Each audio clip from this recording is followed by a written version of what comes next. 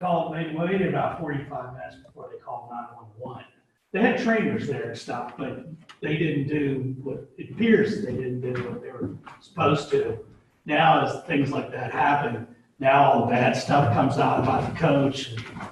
So he's been put on administrative And leave. for his assistants and so on as well. Yeah. Maryland. Yeah, what a mess. What a real mess. And then they just named their interim AD, their AD, I mean, like a month ago. That could be a quick exit. Yeah. Well, I would think so. So it's kind of, yeah. You have to be see what happens with Urban Meyer too. Yeah, yeah. He ain't going anywhere. But I don't think. I mean, that's the difference. You got a guy like him who's Yes. way up here and Urban's expendable. They've had 2 questionable seasons, and so you can kind of Yeah. throw the guy under the bus. Crazy. Well, with that spirit, Thank good morning, We're doing this. everyone. Before we start, I already plugged a little bit. CAR 2018 Development Summit and Expo. Join the fun market calendars. It's free to all CAR members. It's an afternoon event. Food and beverages are served, and it is a wonderful opportunity for you to be, as you build your business, to also mingle with 35 plus affiliate companies, i.e. title insurances, lenders, attorneys, photographers, technology related, anything you want to think of that you're trying to go ahead and have together in one location. This has not been done in 2 years, so we're really hoping that everybody will take great advantage of the time. September 6th from 3 to 6 p.m. Please register online to the CAR website. And please join us. And I'm going to let you do the plug-in for tomorrow. So, Yeah, tomorrow, business meeting, obviously, but, business meeting on steroids.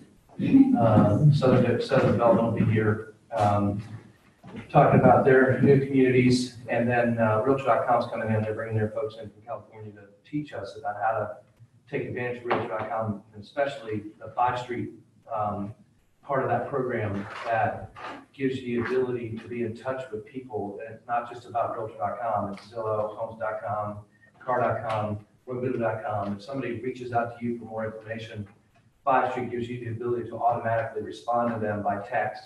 You get notified that somebody's reached out to you so that you can, be in touch with them quickly. And a good example of this was just over the weekend, there was a referral that came in, and because of some things that happened during it, the agent wasn't quite as quick to respond back to them due to some personal things, and ultimately said, hey, can you get somebody else to do it? And so by the time I got somebody else to do it, and we reached out to them, they had found another agent that they're going to work with tomorrow. People just aren't willing to wait. And so what 5 Street does is it gives you the ability to send something, whether it's text or email or however you want to do it, that says, thanks for contacting me. I'll be back in touch with you in 5 minutes, or I'll be back in touch with you with an hour. Whatever it is you're comfortable with, be honest with that. Don't say 5 minutes and then not respond. And then in an hour, respond back to them. And folks who see, they get that, and the text doesn't look like an auto text. It's something you've drafted yourself. And then an hour later, you're calling them, you're showing them that you're doing what you say you're going to do, and there's a better chance that you're going to get them. So they'll be here. And then another thing we're going to do is announce a couple different opportunities for agents to get involved with.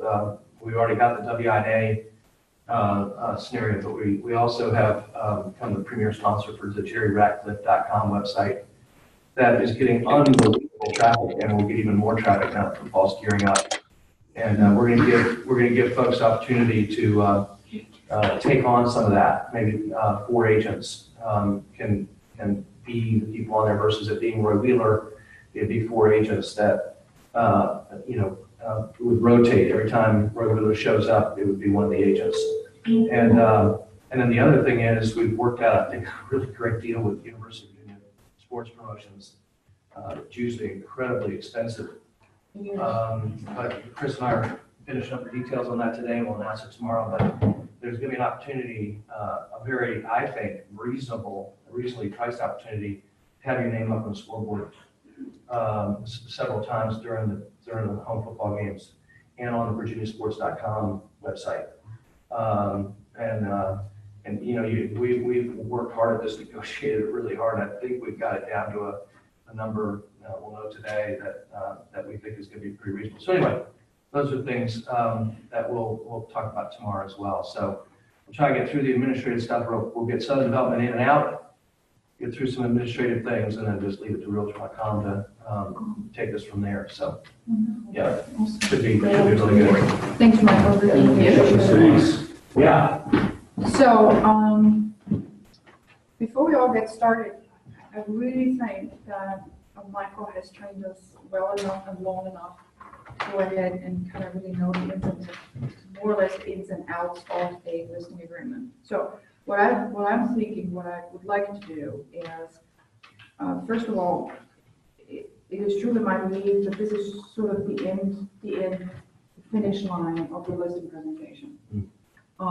And the reason why I say that is if you have done your job correctly and in sequence and systematically enough, then this should really not be a problem at the very end of it. And my aim is truly, when I go to the listing presentation, that I have a copy with me and that I'm prepared to kind of, throughout my presentation, kind of highlight some of the areas that I can go ahead and relate to when I do a listing presentation.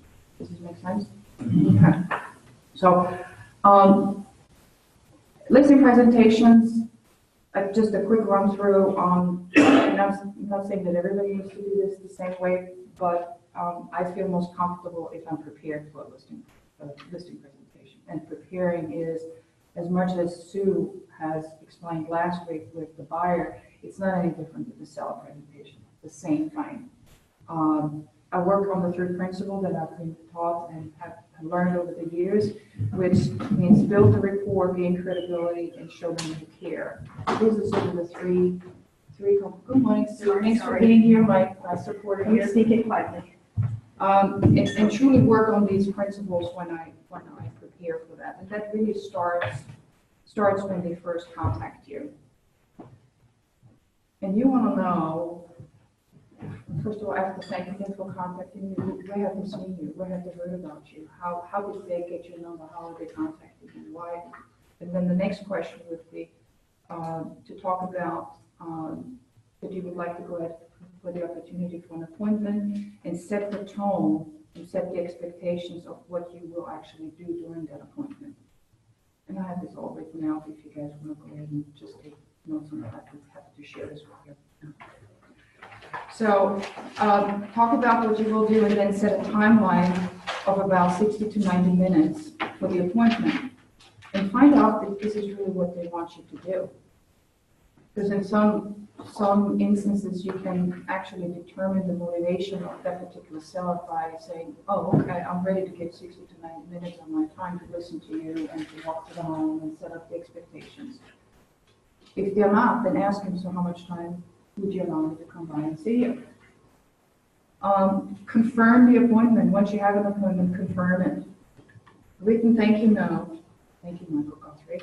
Written thank you note. Confirm 2 times if the appointment is more than 1 week out. I lost a listing presentation about 3 weeks ago because I didn't confirm a date.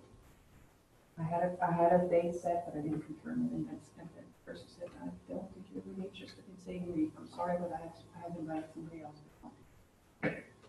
Just saying.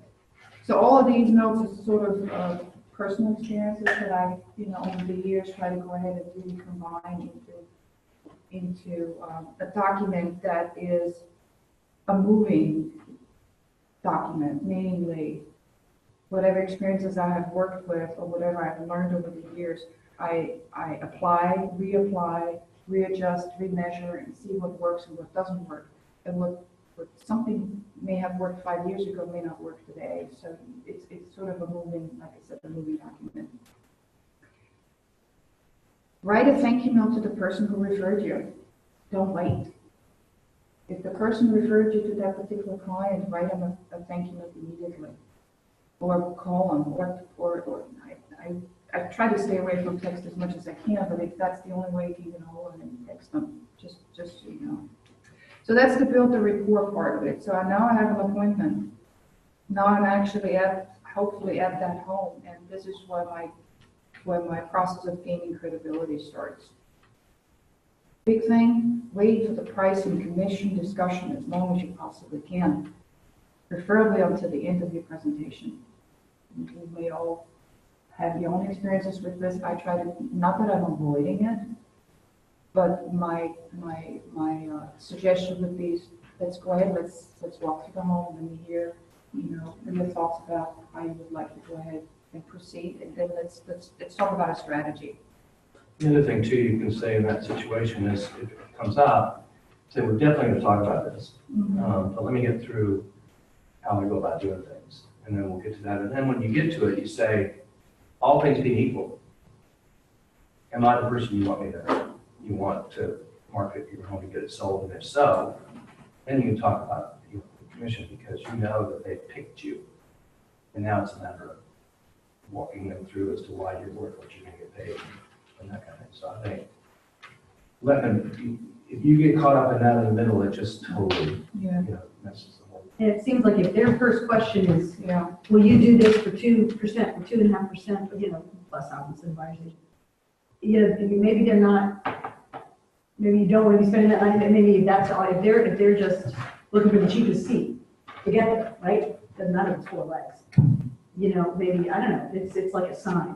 Would you say that's true if you don't get to, And I think within, what I always try to do is within the first, I would say 10 to 15 minutes, I really try to gauge my client. What is their motivation? How do they react to what I'm asking them? And that goes back to, you have to negotiate. What type of negotiator do you have across the table? Do you have somebody who's extremely analytical? Then you need to take extra time to go ahead and really explain all the steps in great detail. Do you have somebody who is not quite convinced about it and doesn't really know immediately that you're there? Then you've got to find a way that you need to dig a little deeper to find out exactly what their motivation is. So that's one of the things that I'm talking about. So at the appointment, obviously we thank them for the opportunity to invite them into your home. Walk through the home with them, with a notepad, measure the roofs, make note of the items that need to be addressed in the home. And once you have that on a piece of paper, make sure that you address them during the presentation, because obviously certain items may or may not come up in a home inspection. Why even, maybe they have already thought about it. Maybe they're looking to address them. Maybe they need to address them. Maybe they haven't seen them. So. And now we get into the kitchen table questions, as I call them. And truly, these are the questions that I feel are really necessary to kind of really find out what their motivation truly is. Have you ever sold a home? How was the experience when you sold a home? How was the working relationship with the agent? Would you describe this to be a good experience? Did the agent do well? I'm not so sure if I would ask that question in that form, but try to find out if there was a level of frustration. What was the level of frustration, and how you can help them through it? So great, I didn't thought of that. Yeah. Asking from before. Like, Yeah. What went well, what didn't? I didn't even think of that. That's so great. Especially on Inspire listing, Yes. to say to them, we know you had your house on the market before, tell us what that experience was like. You'll find out their hot buttons Immediately. That's amazing. I didn't thought that. That's a Buffini training. That's the website. Just saying. What's your biggest fear or concern about the upcoming transaction? You want to find out, I've seen mostly for the past, I would say 6 months, that especially folks who need to downsize, it's an overwhelming task for them to even remove to think about downsizing and leaving. What to do with everything. What would you do with everything? So, kind of be prepared for that you have opportunities and options in place that you can discuss with them. Okay, we're working with certain contractors who can help you through this process. I've seen it over and over again, including myself, trying to downsize from a 4,200 square foot home that you lived in for 30 years, and you have grandmother's clock sitting in the basement along with a lot of other stuff, so how do you deal with all that? So, And your kids telling you they might want every single thing in their future lives. Yeah. Please, let's come get it. So there's quite a lot of questions. Are you the sole decision maker, or is there any other person that joins you in making the decision to sell your home? And that's another important thing, that make sure when you're meeting with them, that everybody who has to sign that listing agreement's in the room. Don't do it with one, because if there are two more people, you're gonna have to do it with two. And you guys certainly learned that. You didn't know it, but you learned it with that situation with Lisa. You know, the son was ready. Yeah. The mom's the one who needs to sign it. Did you have a list? No. And it's still not in the market either. Oh, it's not. Did you type it in? I did. I'm texting this morning. Check in. But I feel like Well, I think this is a great this is so dynamic. common. I mean, and I totally forget to ask that question. I never think about that question. Well, but it's, I That's so think, important. and you'll find out, it goes back to the negotiation part, you find out, so who are you actually negotiating with? Sure.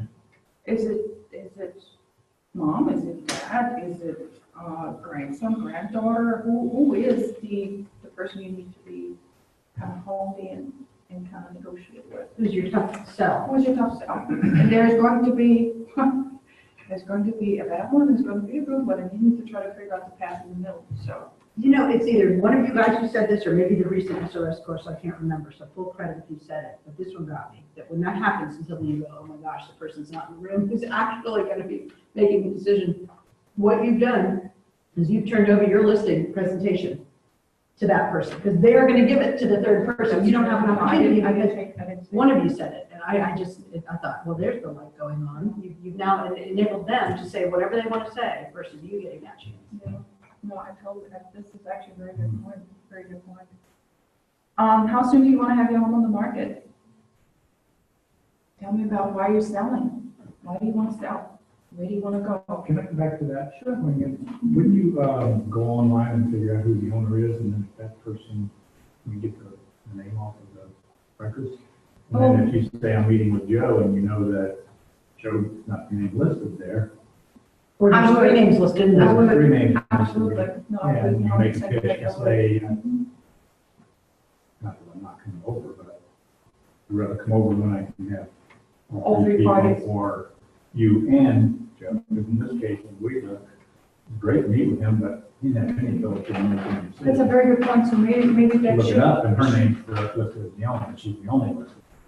So, Sometimes when it's an LLC, it's confusing because it could be. yeah, I don't. Or if it says ETAL, that's all. Oh, great. It means there are other people that are in the midst of this. Round up the all here. And if you see LLC, you see LLC, or you see the trust, you know, in your preliminary, you can please, if you could, have that paperwork available so that, you know, showing who in fact is the executor of the trust, or the signee of the LLC. Yeah. But then you- Authorized signature, sorry. And I think you're 100% right, they should also, if you know right out of the gate, it may not be a bad idea to really ask that question in your initial phone call present, you know, when they contact you, to, just to confirm, who am I meeting, and am I meeting everybody who is part of the, you know, the homeowners, who is owning that? And is there anybody? Who's on the deed? Who's on the deed, yeah.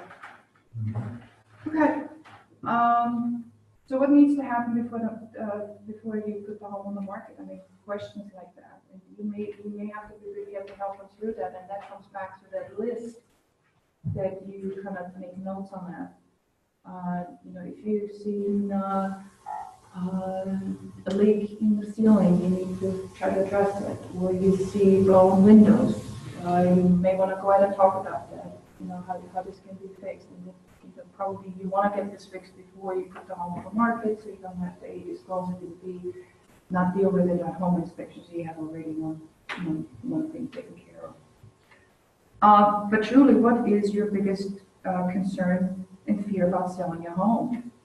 And that comes back to the motivation, how motivated. By that, we can really gauge their motivation to say, okay, well, my biggest fear is really truly, I don't think I'm going to get what or I own my house, or I don't find another home in this particular market, I don't find a home that I can afford. So these are sort of the things that, definitely would take you and prepare to help them also. All right, so that's the kitchen table questionnaire that I'm trying to go ahead and find out. Most important is also, what is your preferred date you want to move or move into the neighborhood? That gives you a timeline, and based upon that, you can work backwards when we talk about the selling process. Tell me about your home and why you bought the home in the first place. And what improvements have you made over the years that you think would be appealing to a new buyer?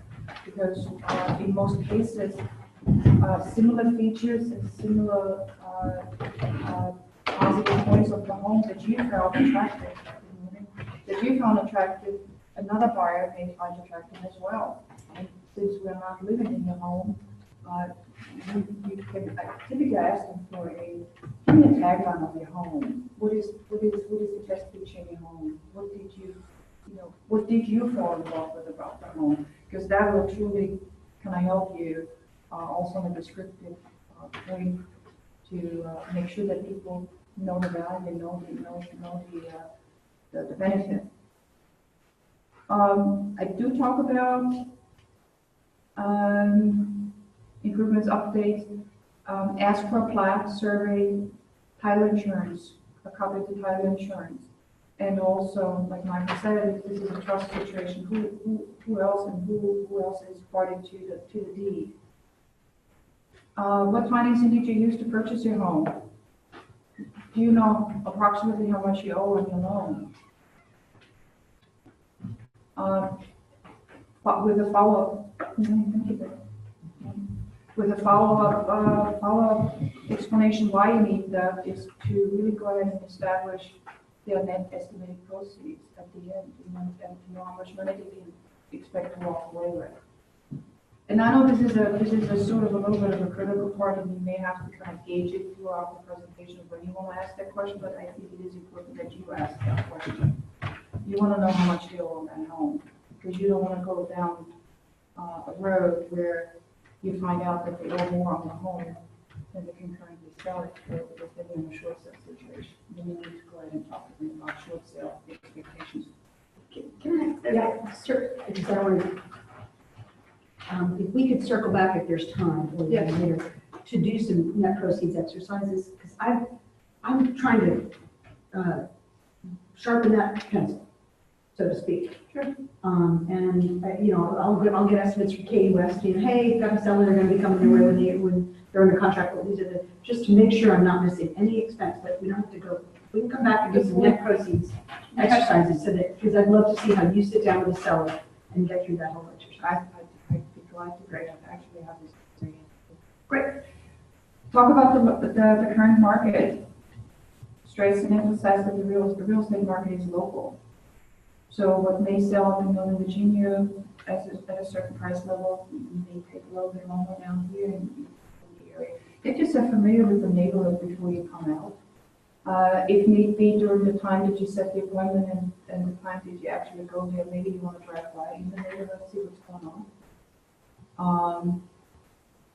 And find out exactly, what the market is like, what has sold, what's currently on the market, what the expectations are. Figure if you have to talk about the seasonality of the real estate market, spring versus summer versus fall versus winter market, because everybody is under the assumption that summer is a bad time to put your home on the market. I beg to differ. It is a good time to put your home on the market, as long as you realize that the market has a different dynamic than the spring has. Explain how you work, and also explain that this is a teamwork effort. And the teamwork, I mean truly teamwork, and that includes the owner. The owner is part of that team, and that team works, in our instance, works hand in hand with Royal Miller Realty Company on many levels, including advertising and marketing, but also Keith and Yoma Smith as the yes team, as the additional hand to go ahead and make sure that we find all for you in a short period of time for as much money as possible. Also introduce your husband and wife team, explain how we operate, how long we have been in the business and what values and what opportunities we can bring to the table. I have a note here also talk about the client care coordinator. We have another team member on our team who is a client care coordinator. She's the eyes and ears. And as far as the payment of the paperwork and meeting the deadlines is concerned, just seeing as well. Yeah. I do talk about the advertising and marketing support that Roy Wheeler gives us through many levels, not just in print media, but also social media and all the additional opportunities that we have as far as marketing with direct mail, open houses, which I have part of the marketing plan, which I do outline a sample marketing plan on how to find a buyer for your home. And what I will do, or what we will do as a team to go ahead and find that. I stress the communication on all levels, not just in finding the home and putting the home on the market, but also throughout the process of the listing. And once we get a contract, how this is going to happen as far as who is handling the next steps, and that our aim is just to really remain in contact as much as possible.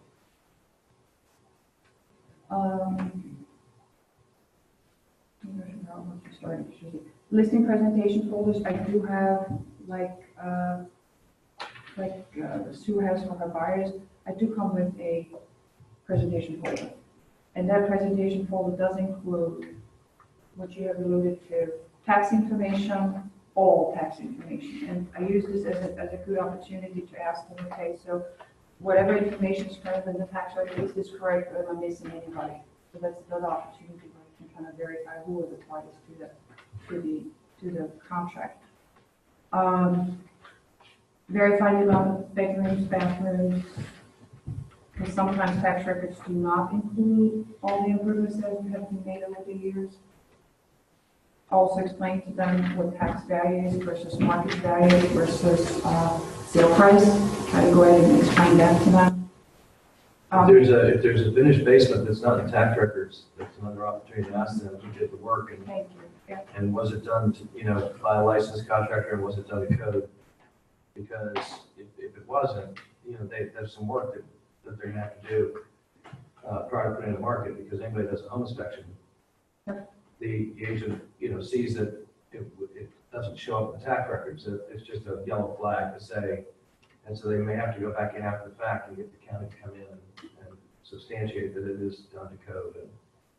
But they can only be, based on the building inspector, they can only do a conditional approval. Right. But at least it's there, so they can go ahead and get homeowners insurance. That's what you need, homeowners insurance is the question. Well, I mean, not And just also, home it's ready insurance, for but the home just inspection negotiations, right? the buyer is going to want to know that that was done, properly when they buy the property. But you're right, that's a great point. Home insurance, you have a fire Yeah, and you didn't get it done, such and such. There's a chance that the insurance wouldn't cover it.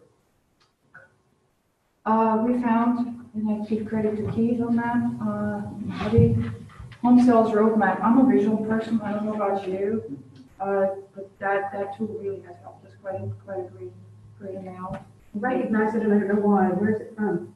I have no idea. Actually, where I've created that. I took a couple different ones and I've got. And I've seen something like it. Yeah, so there's different versions of it, and I have an infographic software and kind of changed it up a little bit. Yeah, so, like I said, this is a moving document, but I think it gives a good opportunity to kind of reinforce what you're trying to tell, talk to them about.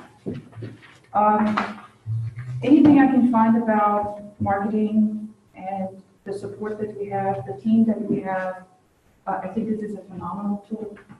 Really is a phenomenal tool. I typically, I try to use this also for me to remember certain things, to talk to them around about the power, about the support of Roy Wheeler with having 6 offices. Power is the right answer. Power, and the fact that even though we are considered one of the oldest companies in the area, we have definitely not, we are not missing the boat by not being up to par and up to date, and we have the one-of-a-kind marketing and social media and Facebook opportunities. I think the other important thing about it is, as you get into the conversation, sometimes, because they're asking questions, or, even like in this training, my commission, sell proceeds, whatever, you can get off your outline, and having something like that, you can see where you are, and you make sure you don't miss something that could be really pertinent to that particular seller, that's the differentiator. And I've found that over the years in regards to talking about joining Roy Wheeler, something I don't think is a big deal. It was important to them, that whatever it might be, that oh, well, this company has this, so I went there. Oh, God, that's a no-brainer. We have that, but I didn't talk about it, that kind of thing. And thankfully, that hadn't happened for a number of years, but I can remember losing a couple different situations where somebody went to other companies because they had direct mail, opportunity to do direct mail, postcards and things like that. And I was like, oh my gosh, it wasn't, but I tell you what, I talk about direct mail now, just because you learn from your mistakes, right? But something like this keeps you, make sure that you cover everything it is that you want to cover during that time. Yeah, it also helps you through the marketing, the presentation itself, to go ahead and explain the value. Because ultimately, that's what you're doing. You need to negotiate your value that you bring to the table, that ultimately they are trusting you to go ahead and letting you help them find the buyer for their home. They live in for however many years. But something I like to drive, and I think that it's because it was important to me, I just made a connection I hadn't made before. Because it was important to me here. And I probably overdrive it, thinking it's more than everybody might not be. And that is that we're the largest all local firm in the area. There is no other firm that is 100% local.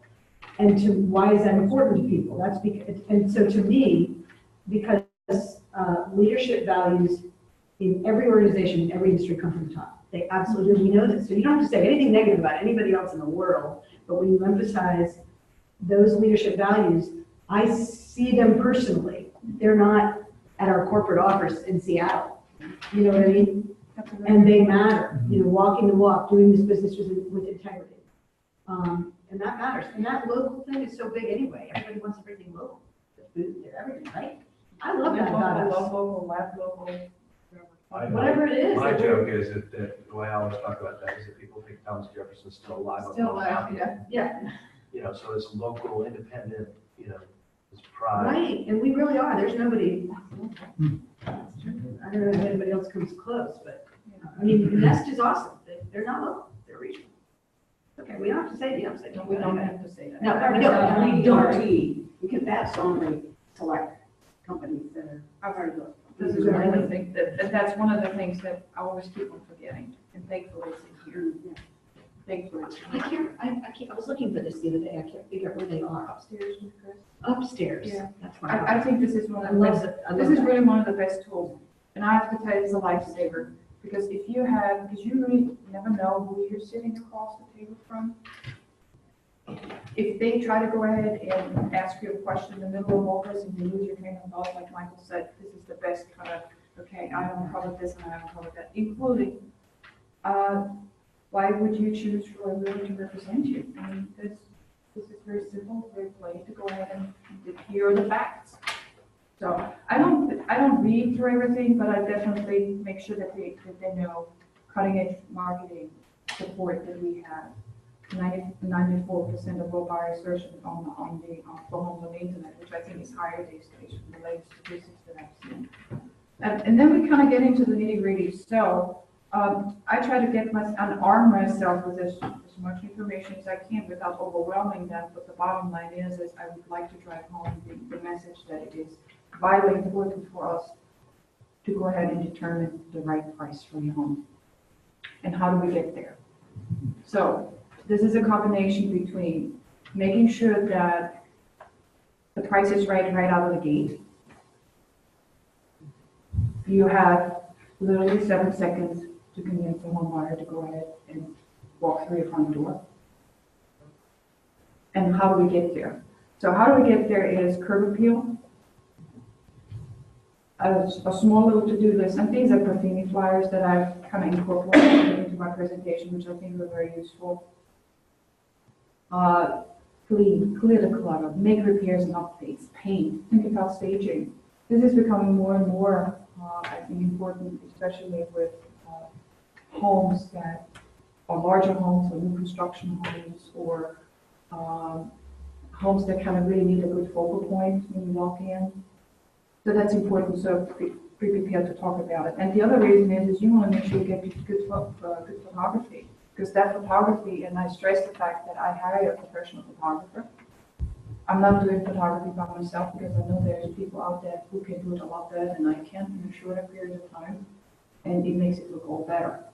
Now, Keith said, didn't one of our photographers say recently that they cannot improve the quality of the photos anymore, something like that? So we're not, according to Zavon, Yes, according to Zavon, that we're not allowed to Photoshop them. Photoshop, that's what Photoshop them. you cannot allow, you're not allowed to Photoshop anymore. I had this come up. I just, it was a quick. I mean, you comment. can't Photoshop the electrical, electric lines out of the thing, but you can certainly Photoshop a trash can out of the driveway. So it was Well, this- specifically to my sister's house, and there was a couple of missing shingles on the ridge Yeah. that we were putting in the next day, and I said, look, man, just Photoshop them in, to going in the next day, and so I can't do that. I agree with that. So that was the conversation. But sometimes you just want to mess with the pictures because even though for photographers, they'll still end up with one where it's like, I see mostly ceiling, So I think, and you want to crop it. so I think photoshopping and enhancing is two different. Right. Okay. Editing is one thing versus, cutting things out. Well, and- This photographer that I'll never use again for many, many reasons, not this one, said you can't touch it. My photographers, I own them. You can't touch it, even cropping. And every one was, I mean, I gave somebody a chance that I regret, but whatever. Hancock, you hardly have, they're good. Oh, I know. But she said, they're don't good. touch it. You get what you pay for, but they're really, really good. Okay, so that's good to know.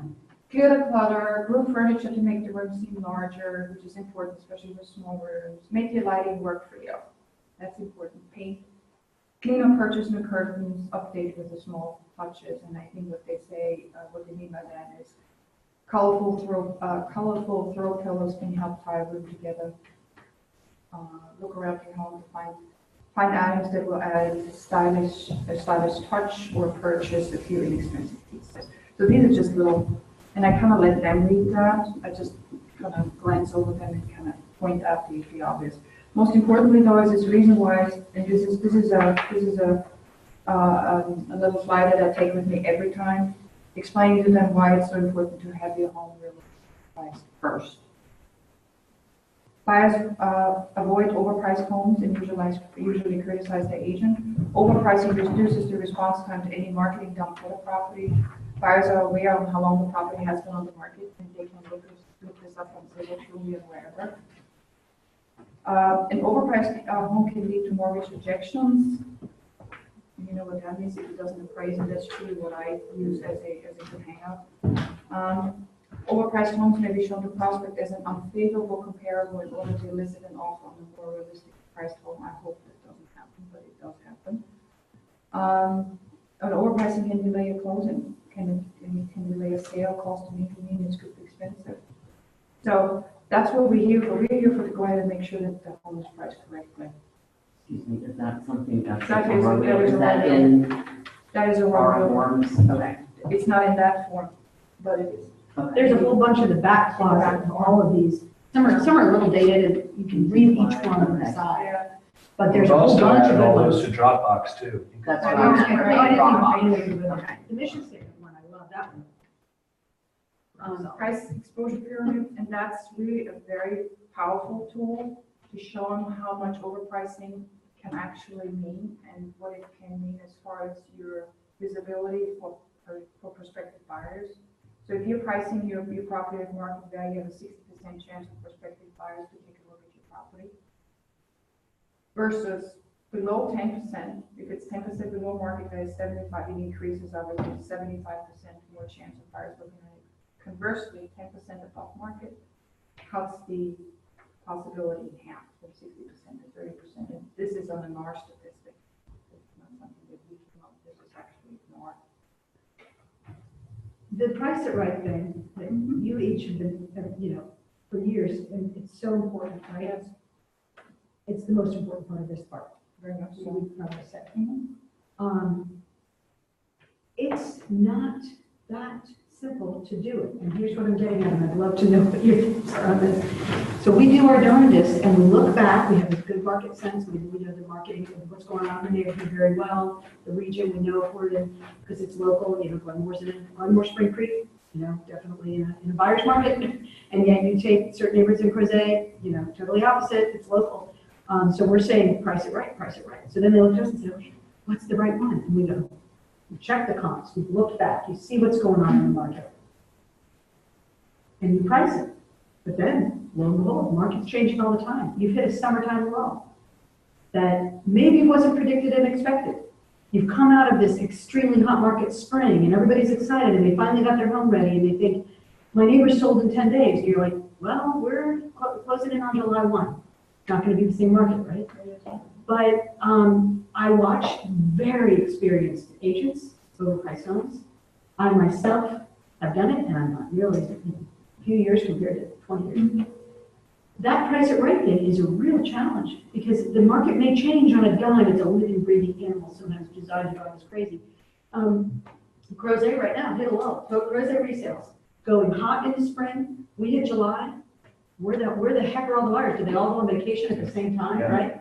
And so I'm trying to figure out how to communicate that, because what we're doing is we're like, suddenly we're supposed to be this perfect expert, and then we suggest a price, they choose it, it sits for a few weeks.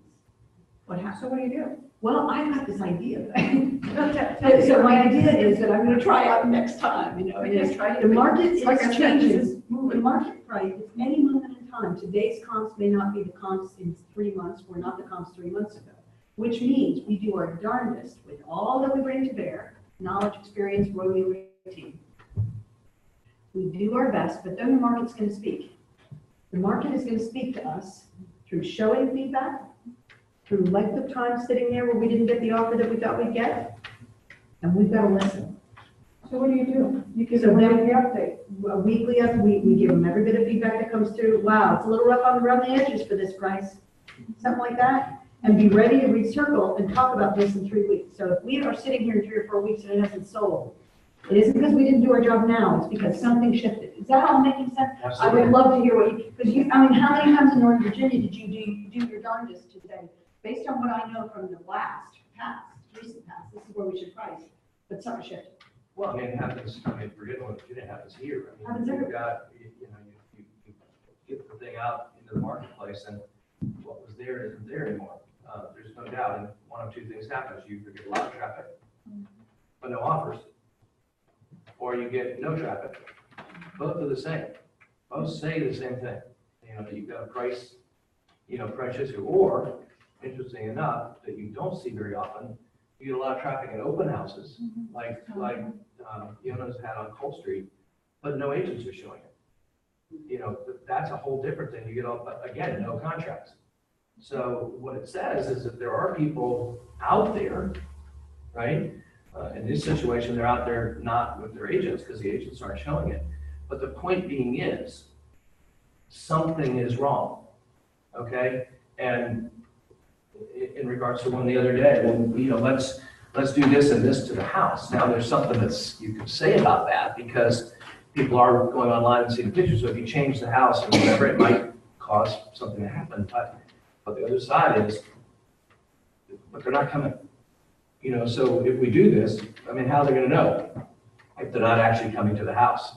And so I think you're absolutely right. I think the one thing that you're saying that makes a lot of sense is that you set the expectation up front. That here's what we're doing, but in 2 weeks, after we've done the first run, we're going to sit back down and talk about what happened, what didn't happen, that kind of thing. And I need you to be ready to adjust.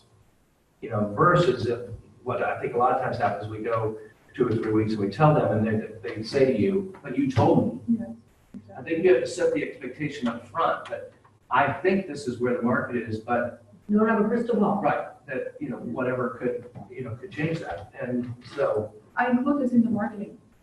Okay. I really do. The marketing plan of action, I call this the marketing plan of action, does include to say, look, we're gonna do our darnest to go ahead and get the price that you want. But please realize that your first indicator of how well priced you are within the market range will be the amount of showings that you have, 100%.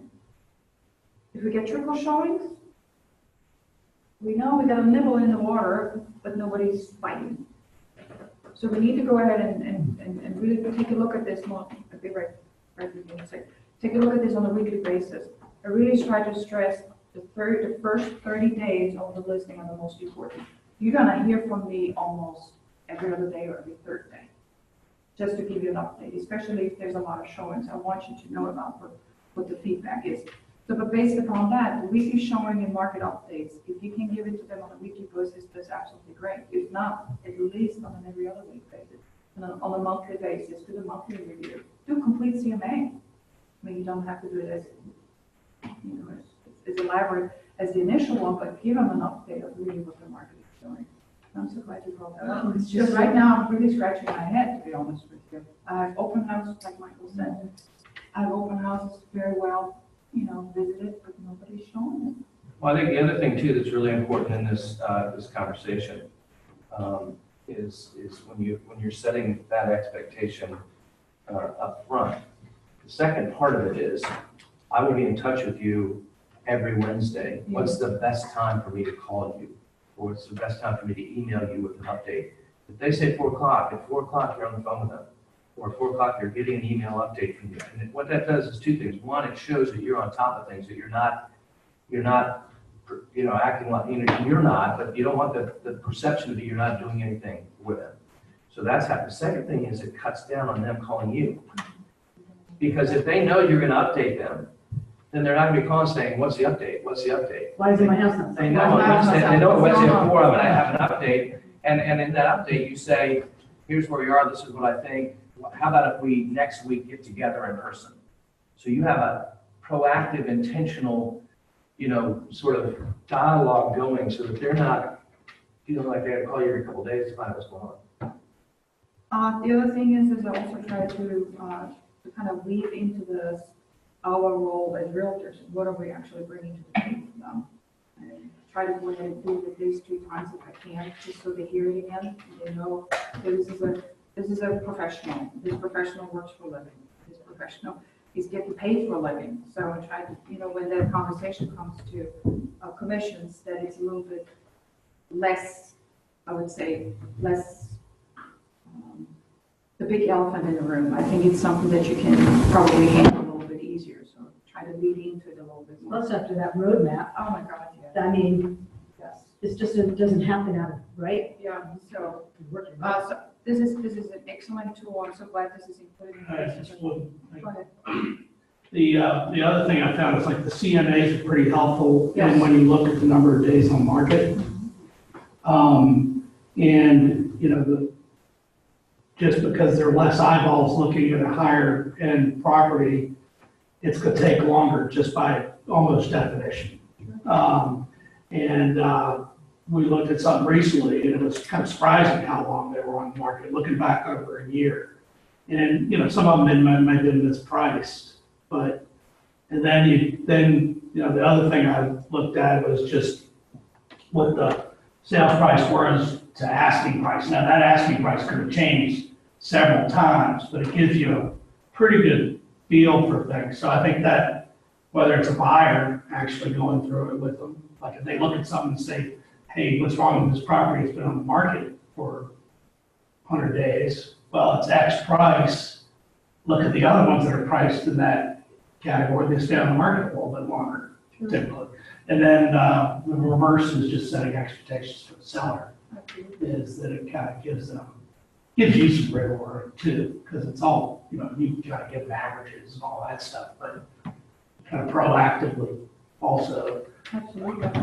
Well, in some instances, I think talking about absorption rates and stuff like that may also kind of help the, you know, kind of them realizing, okay, we really have done the homework. Right. We really know what the market is all about. So, yeah, but Do you have the infographic on the 9 stages of an Yes, sir. auction do- closing? yes, That'd be a neat thing to show. yeah.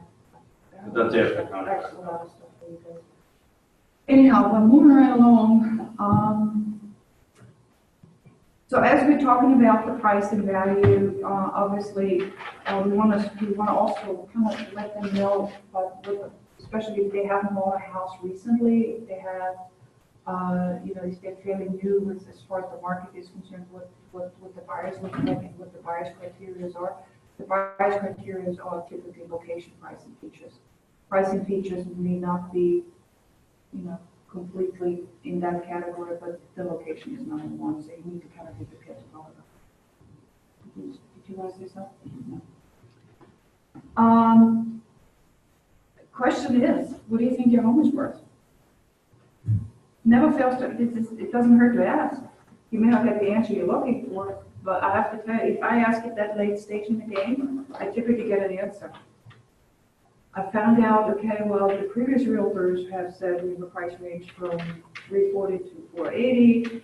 So I'm thinking my home is worth 500. So it gives you at least a gauge of where this is heading. So I'm not afraid to ask that question. Discuss preliminary comparables. You brought and set preliminary expectations, and what I mean by that is that you know kind of how long the home has been on the market. You can think about the list versus sale price ratio if you want to get into that detail, but most importantly, a home in, okay, this particular buyer bought it with a FHA loan or a conventional loan to kind of give them an idea of what they can expect, or they bought cash. So if you have 5 homes and one of them was bought by cash, then you say, well, hopefully we can get that cash buyer also to look at your home. But it gives you sort of gives them sort of an idea of what to expect of the buyer profile from the lending perspective. The other good tip that we learned a few weeks ago when we were watching the Murray Institute, that whole aspect of having actives, solds, and expireds, Yes. a list of active solds and expireds, when you ask what their house is worth, and they tell you what the range is, and then you point them toward which one of these is most like your house. And oftentimes, if they're up at 500 when it was the 340 to 480 or whatever, they're in the expires, which means it didn't sell, right? Or at this price, it's sold. So let's say they say it's 385. Well, my house is much like this, but well, good news. There's one in there that just sold for 385 or 390, whatever. But have that information to actually show it to them and to say, of these 3 lists, which one, and obviously you have the description of the houses, 4 bedrooms, 2 bathrooms, which one looks most like yours? And when they see the expireds, well, the reason it expired is because you're outside the range. That's a very good point.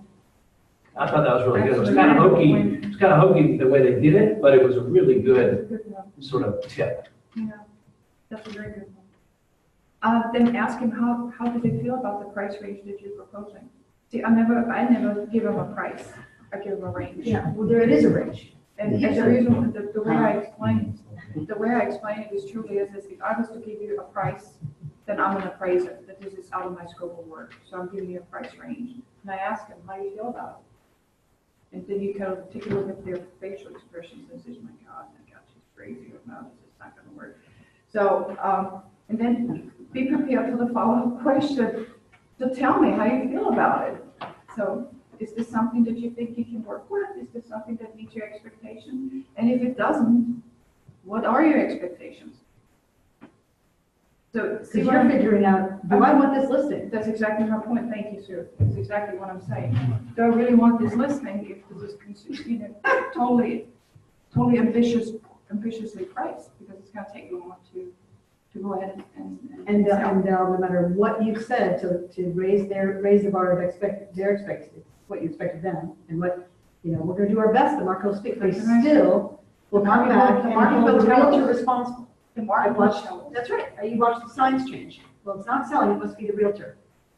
New realtor, same price, no sale. Third sign. Yeah. Same price, third sign. Really? Yeah. So I kind of tell them thank you for bringing this up because this is a really good point. It's not I'm determining the price, it's actually the market telling us if we're priced correctly. So you kind of take that pressure off of you being in the hot seat for further conversations that, remember we talked about that, you really price ambitiously a little bit above market and the market's telling us now, blah. And the other side of that, again, with the comparables, Yeah. is somebody may offer you more, but a lender's got to lend the money. It's not just to buy a house is worth what somebody's willing to pay for it. It's what a lender is willing to lend for it. And you have to explain to them again, that they're looking for your property and 3 comparables within the last 6 months in this particular area. These are the ones that have sold. These are the ones they're going to look at. What does that say about your price? Even if we got it, it doesn't mean that. You're going to close it.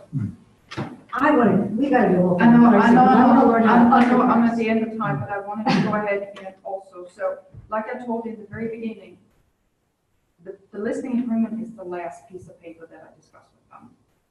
I want them to go ahead and feel super comfortable about what I've told them, or uncomfortable, and ask me questions, and that's truly how I open up the discussion with them. Look, this is your time, thank you very much for giving me the opportunity to talk to you about your home, and how we can find a buyer.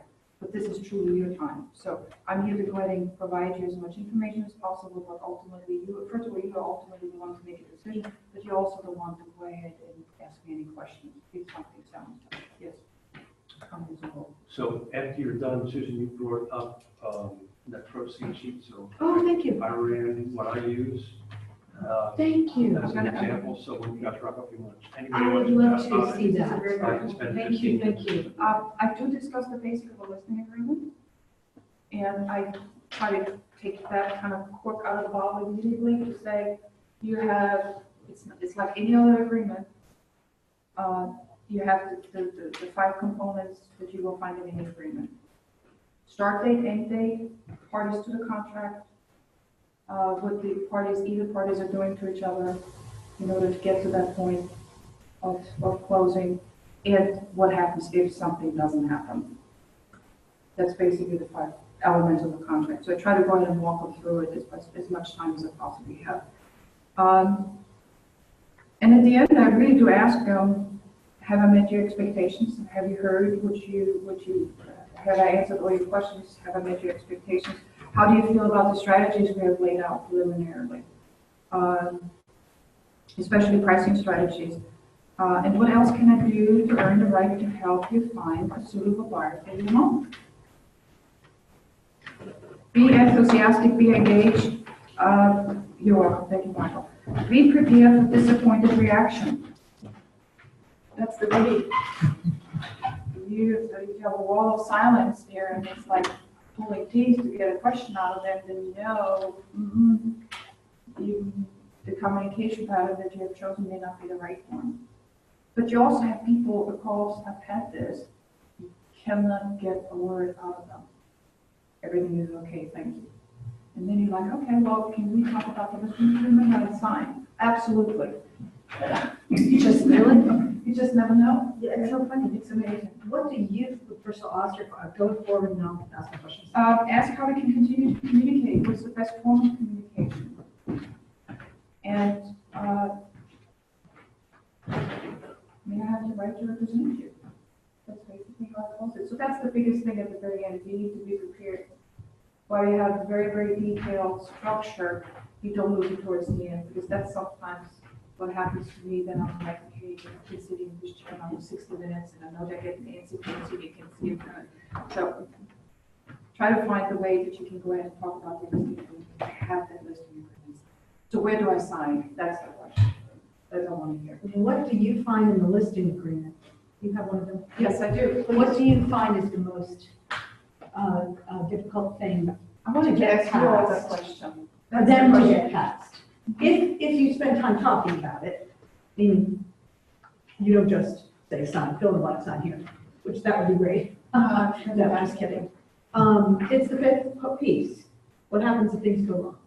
It's that, You need to set the expectations. right, and that's I like bringing out how these things change every year and the new things that come on, things like recordings, why is that important? But it's What do you find? What do you find? Struggle. what I find is that they have trouble overcoming, wait a minute, if things go south, in what circumstance am I still going to be obligated to a royalty or a compensation? I know it, but they don't like it, they don't like it. So that's what I'm wondering, how you handle it. Yeah, I'll get there, sorry. I had to put that. Yeah. Before we go into the nitty gritty, so that may not be a time for today, but, what I try to explain to them, first of all, this is a legal contract, but please know that everything and anything in the state of Virginia is negotiable. So that's how I preluded to that. So if for whatever reason we are not meeting your expectations, before we terminated an agreement, we recommend talking to each other and see if we can rectify the situation. That's all I So, say. okay, because, yes. And that's there's helpful. three, So there's three different paragraphs in here. One of them talks about the owner terminating without a written agreement, that they may have to be, we have to go ahead and pay the commission. If the purchaser gets out of a contract, who pays the commission? That's, and you're in, it's paragraph 3 broker fee, which is right up front. You've gotten through, start date, end date, and what is it you're selling? So it's right up front, which is good. So maybe we say, let's talk about the elephant in paragraph 3. So, it's all about how brokers are compensated. And you tell Okay, and it's them. Roy Wheeler. We commit agency on behalf of Roy Wheeler. We are not, the agreement is between Roy Wheeler and the seller. So how do you Right? explain it? So that's what I'm getting at. I don't know. I'm working on it. Well, I have. Because C gets into if owner should withdraw the property without written agreement. Well, yes, unilateral, right? The owner agrees to pay broker the fee set forth in paragraph 3 and blah, blah, blah. Okay, well, that's if you just kind of went rogue on me here, you know? I won't say it like that, no, I promise. D is if there is a default by purchaser, you're not holding us, right? Right, that's agreement. E is the one that I think is most troubling to people. If after a valid contract for the purchase of the property is executed by the owner and a purchaser or purchasers, there's a default by owner, which prevents performance of such contract through no fault of broker, or if owner fails to fully perform, blah, blah, blah. Owner still liable to broker for the fee. So somebody says, well, I'm selling my house because I got this great job offer in Chicago, and all things are moving forward. I get under contract because you're so awesome, you got to deal with it fast. My job fell through. My job fell through. I have to not sell my house. I have to go into seller default. Sorry, buyer, really sorry. It's seller default, and there's not a lot that the buyer can do. You want the Force the contract seller under to do. circumstances? Yes, So you're beyond your. yes. Oh, yeah, I'm in the 3E. I'm in the circumstances of 3E, that if you don't just have an owner who, you know, for no good reason said, but there was a very good reason, a very understandable situation occurred. They say, I have to go, I know it's default for me to tell the buyer I'm no longer selling. Maybe a legal thing, maybe there's litigation issues with the buyer, but separate, hope not, but separately, if somebody presented you with that, would you be saying, you know, we'd be very sorry that occurred, and you would still overrule it? I would actually go ahead and pull my helpline on that one. You would. Absolutely. So I have hit something. That's all. Yeah, this is I wasn't just, and then that's how I explain it. can I call a friend? If that occurs, this is that paragraph is in here because it obviously happened before. Right.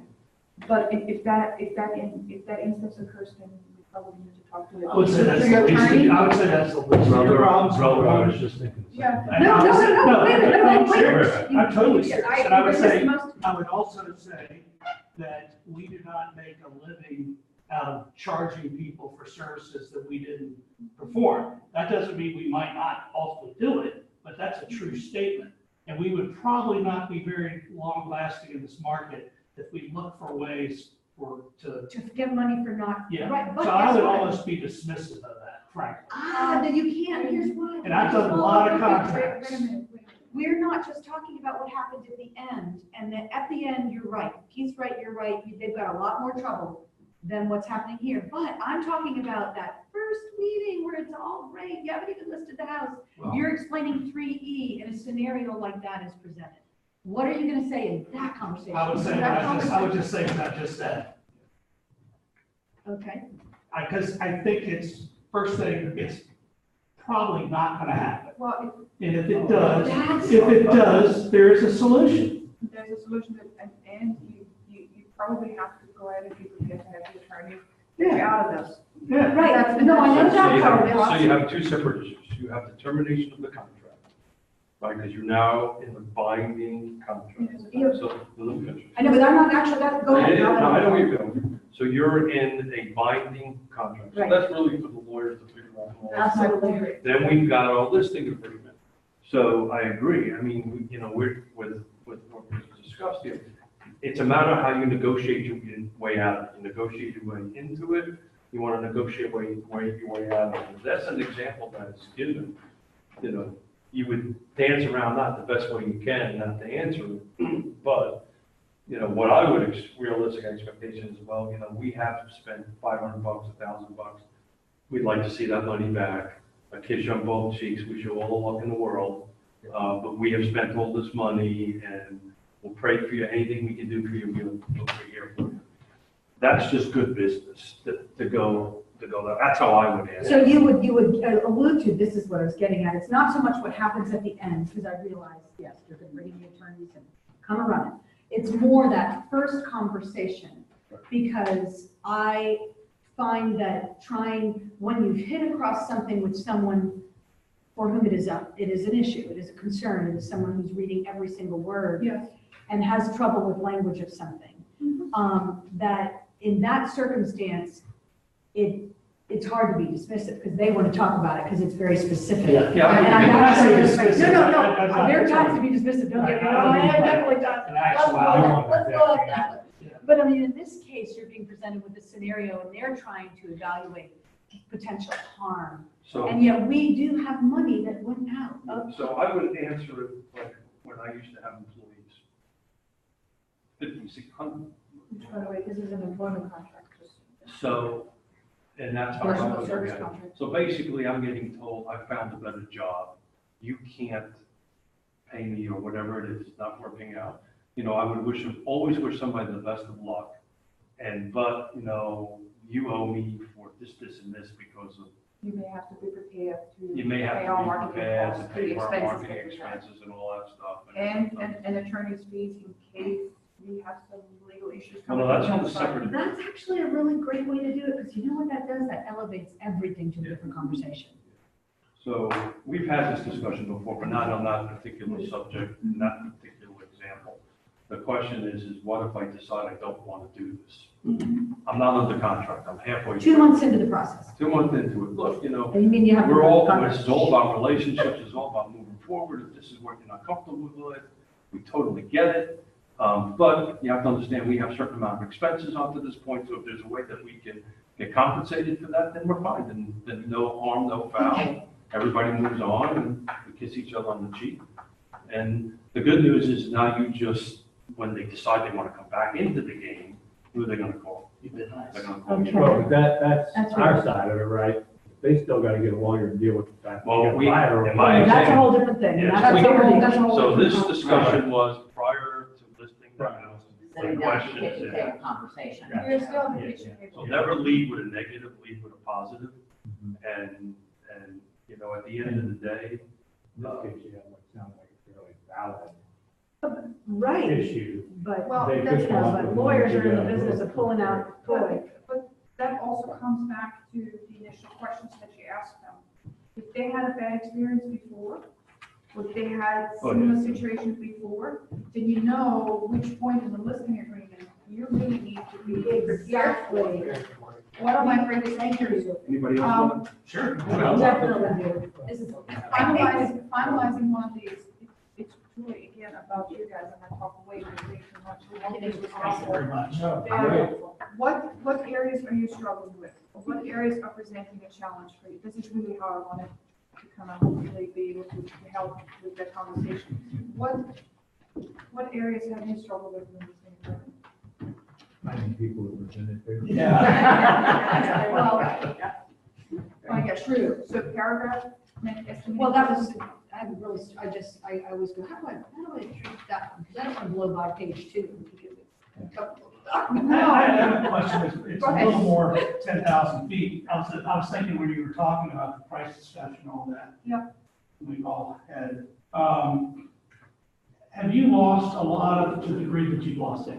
Have you lost, very many contracts or, deals, like when you were doing a listing presentation, to somebody that's basically highball the prospect. In other words, somebody's come in and blown you away on what they said they could sell it for, and, The other agent, you mean? excuse me? You mean another agent? Another agent, Okay. yeah, you've come in and Sure. said 350 to 400, and they're saying 450 to 500 or something like that. Is that, I mean, nobody's gonna look at themselves and say, maybe my presentation was bad, but is that a big time reason why you may lose one, is somebody's just, It's various reasons. right? Price You obviously. didn't lose one, you decided not to take it. Exactly, Yeah, exactly. that's- So there's a that's- difference. Well, you've given them a realistic price, and they've said, we're going somebody that thinks they can sell it for more. And that's, Yeah. that's actually a conversation that I had with a possible seller not too long ago. I knew I was number 4 You know, coming in, yeah, and that's why I found out their price range. And, you know, based upon the conversation, based upon the comparables that I had without seeing the home, and I kind of disclosed that. I said, look, what I'm giving you here is just basic stuff. I cannot go ahead and really get a full picture of where the price should be without really seeing your home. And that's also a conversation right out of the gate when they call you on the phone and said, well, I'll call you on my house, what's my house worth?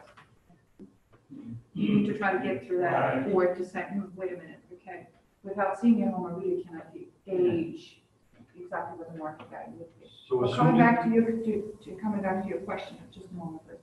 Coming back to your question. If that person pulls back on saying, well, and I'm giving them, hey, I'm giving you a realistic price range. Right. This is what the market tells us at the moment, which you brought into.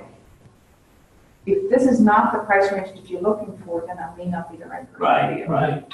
And you probably had enough experience too that you could track with people that have gone Oh, to yeah. somebody else and said, well, I can think of 3 occasions or whatever, that I've had somebody not take my advice to put it on the market at a higher price, and it didn't sell for X number of days, or they ended up selling it for what I suggested, or so And sure, I Michael's, take that experience as a good learning experience and kind of reconfirming that go by your gut. And how to be the person they're gonna call in 6 so months. Michael's answer is the right answer to that question. right. What did Michael say that would answer that question? You got Keep it? in touch, and if, No, no, or I would, no, I no. would love to see it sell for Nope. that for you, Nope. but if it doesn't, Nope. it doesn't. Yeah, something Michael like tells us a lot. Michael say, what did Michael say Uh-oh. that is required to sell a house? Unless it's cash, what is required? Great. Well, the lender, Bank, yeah. what Oh, the yeah. lender's willing to lend Right, it. right. So wish you all luck in the world, you've done all your homework. So at the end of the day, we're professionals. At the end of the day, we're within a pretty narrow margin of what the appraisal's gonna be. We know what it's gonna appraise. Right. So hold it, I get it. So what you're doing is you're looking for a buyer who's gonna pay cash for this. Is that what you're looking for? Because it's not gonna appraise. Right.